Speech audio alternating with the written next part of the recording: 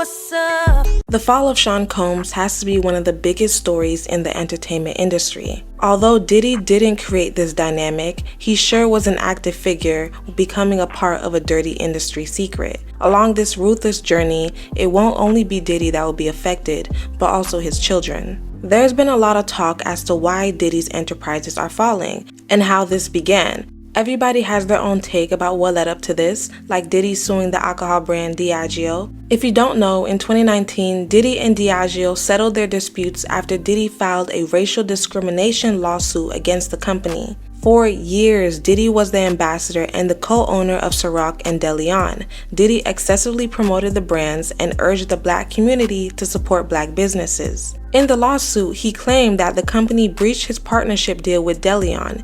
Diddy went even further by claiming that Diageo was being racist by typecasting the tequila as a black brand and not investing in it the way they invested in George Clooney's Casamigos. He felt this way because since Casamigos' launch, it became the trendiest liquor brand, surpassing other known brands in sales.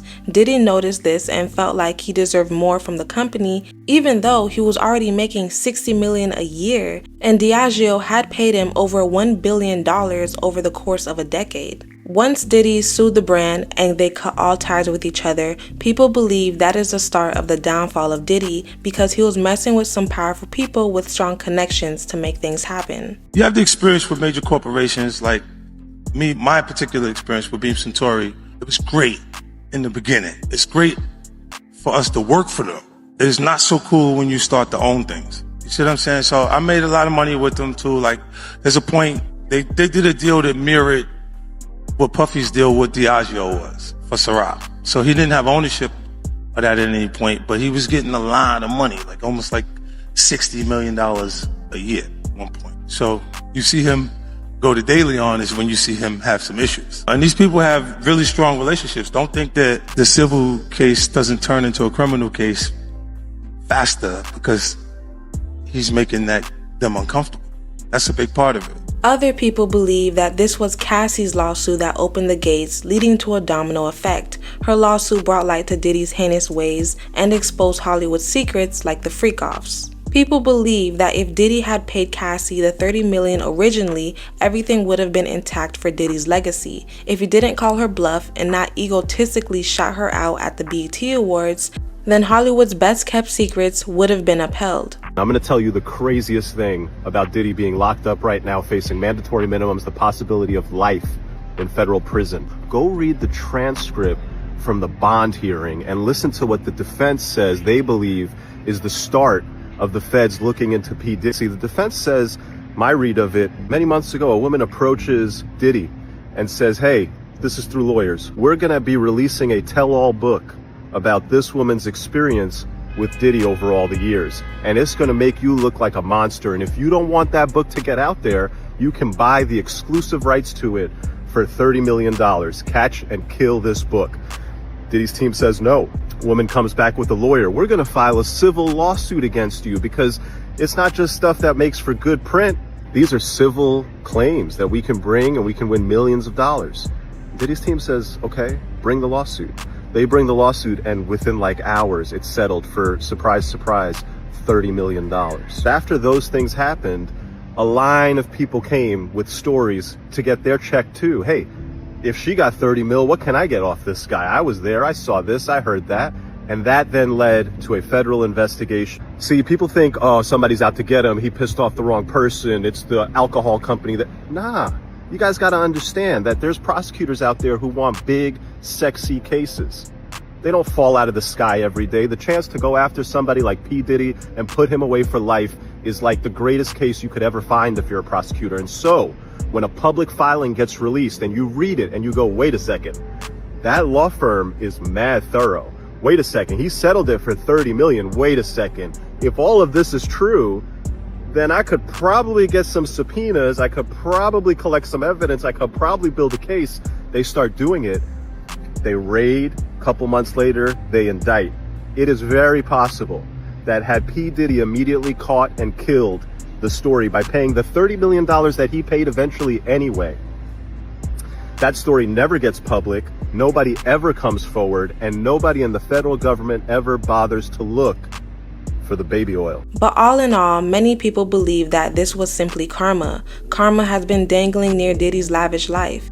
Diddy has become too big-headed for his own good. He has done every and everything and lived in glory on top of people's downfall. He has gotten away with basically everything while stepping on people to get there. Throughout his time in the industry, he has rebranded over and over and over again, and this time around, his last rebrand revolved around love. To gain the heart of the new generation, Brother Love was a new man, and with Brother Love came a new tattoo. A tattoo of a Haitian Loa that symbolizes womanhood, love, sexuality, pleasure, maternity, homosexuality, and fertility, and is often a protector of women and children. He got a tattoo of Esley Dantor, which confused a lot of people because why would someone of Diddy's nature get a tattoo of this woman protector? They say her image triggered the Haitian Revolution. They say she stood as a figure for revenge, retribution, and sacrifice for those who've been wronged. Diddy, who SA'd, raped, beat, and tortured women, why would he tattoo the spirit of Esley on his back? What he had to say about the tattoo is that I got the front and she got my back. So either Diddy had an inkling that he knew his time was coming, or he felt like things were going to start changing, so he acted accordingly. But this may not have been the best idea. We all know people in Hollywood, they dabble in magic, they dabble in voodoo, they dabble in different spiritual entities.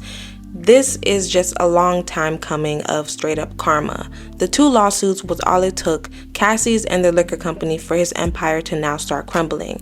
As we have been saying, after Cassie's lawsuit, he's been hit with more back-to-back-to-back lawsuits, revealing more information about the diddler and the people that he's associated with. His decades of wrongdoing have not only caught up to him, but now his children. Now the girls are still minors and very much innocent. It's unfortunate that they are possibly going to face the repercussions of their dad's actions in the near future. There is something obviously rumbling behind the scenes, with the majority of high-ranking CEOs who were running the industry stepping down. With Diddy trying to save himself, everybody can get it, and we're starting to see that now. Kevin Liles, who is the CEO of 300 Entertainment, has stepped down. A majority of CEOs from top labels are stepping down. CEOs in Japan to the CEO of Sony, everybody is ducking ship. Diddy's top PR girl, Christina Coram, people are now calling the new Ghislaine Maxwell. That girl is fleeing. She doesn't want any part of Diddy after she was implicated in the lawsuits. She was ordering ex-workers and providing drugs, but now she is gone. Why are you running?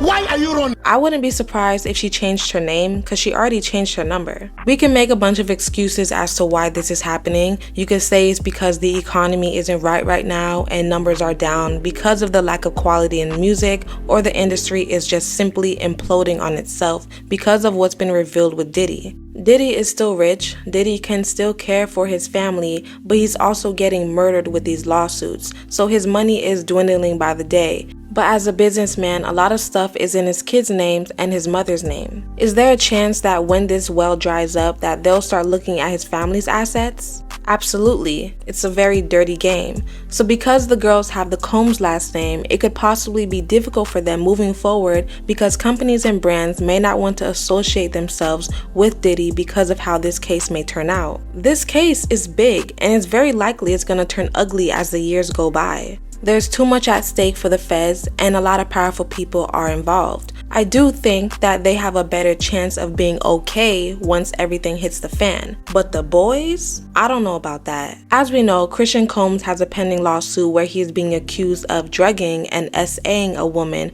while she was working as a steward on a yacht chartered by his daddy Diddy. There's even evidence. There was an audio recording taken of what happened. New audio has surfaced as part of a lawsuit that accuses Christian Combs, Sean Diddy Combs' son, of sexual assault. The music mogul is not accused of sexual assault in the lawsuit, but is included over allegations of liability and aiding and abetting. The lawsuit cites audio from a makeshift recording studio on the yacht where the alleged assault happened.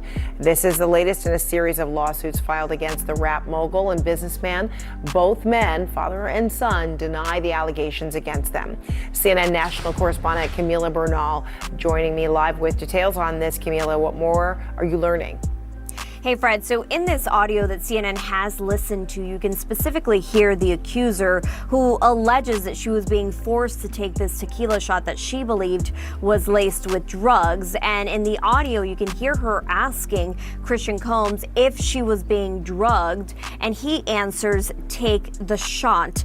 Now, just to put things into perspective, the accuser was a crew member on the yacht. She was a bartender, and she says that shortly after this incident with the shot, she says she was cornered in a room. She says things became aggressive and physical, and then says that Christian Combs forced himself on her, and then says that it wasn't until another employee on the yacht came into this room that the abuse that she is alleging in this 31-page lawsuit stopped. And she says it only stopped because that person came into the room. What's even more wild about this is the one who took the audio recording is Rodney Jones, who helped produce the Love album. Lil Rod's lawsuit was really the nail in the coffin for Diddy. Diddy has such a sketchy history for not paying his staff. Lil Rod came prepared for this moment. He has hundreds of hours of footage from the time he spent working with Diddy. Despite more lawsuits coming after he filed his, the stuff that was in the court filing was crazy. Lil Rod also claimed that Diddy or his son Justin shot Justin's friend named G in the abdomen and near his leg or hip area in a bathroom at an LA recording studio, and he even took pictures of the crime scene. What's more interesting about this is that Diddy has been accused with working with the feds. So this was a crime scene, but we, the public, didn't know about it, even though it happened in 2022. So this was covered up. Lil Rod put everybody's name on blast, including Lucien Grange. Rich baby daddy is like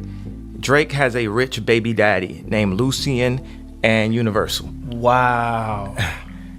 He's like, like, man, my daddy got it. You know what I'm saying? It's like, my daddy controlled the spins. My daddy got the DSPs. My daddy, Drake has a rich baby daddy.